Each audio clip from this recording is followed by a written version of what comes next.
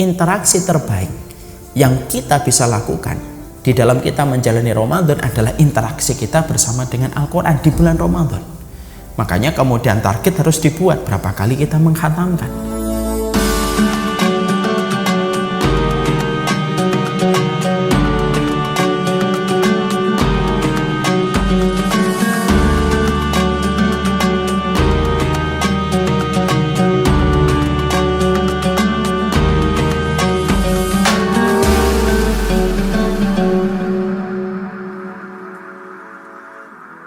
Yang kedua tentunya adalah Quran. Karena sesungguhnya Ramadan itu syahrul Quran. Ramadan itu adalah syahrul Quran. Tidak ada nama lain yang dimiliki oleh Ramadan kecuali disebut dengan syahrul Quran. Berarti tidak ada yang paling utama kecuali berinteraksi dengan Al-Quran. Banyak para ulama, mereka ketika di bulan Ramadan meliburkan fatwa-fatwa yang mereka sampaikan ketika di bulan Ramadan. Karena apa? Karena mereka memprioritaskan untuk mau berinteraksi dengan Al-Quran. Makanya ini pula yang menjadikan kita harusnya memahami, berarti interaksi terbaik yang kita bisa lakukan di dalam kita menjalani Ramadan adalah interaksi kita bersama dengan Al-Quran di bulan Ramadan. Makanya kemudian target harus dibuat berapa kali kita mengkhatamkan.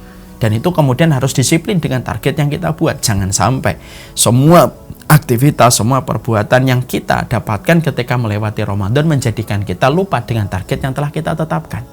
Para ulama mereka itu berlomba-lomba mengkhatamkan Quran mereka. Mereka berlomba-lomba untuk mengkhatamkan bagaimana tilawah mereka bersama dengan Al-Quran. Bahkan kalau saya ditanya, Ustadz, kalau saya ingin membaca tafsirnya pada setiap ayat bagaimana?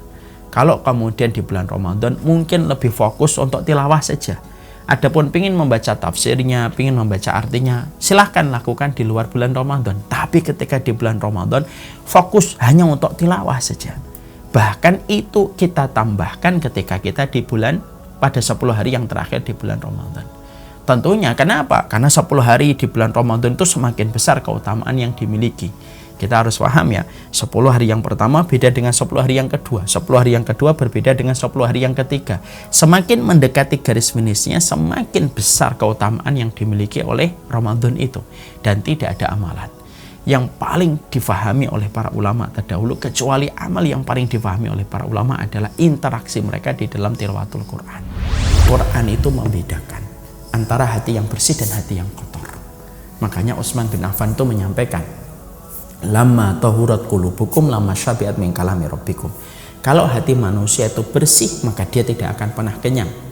Dia tidak akan pernah kenyang untuk membaca Al-Quran. Kalau hatinya bersih.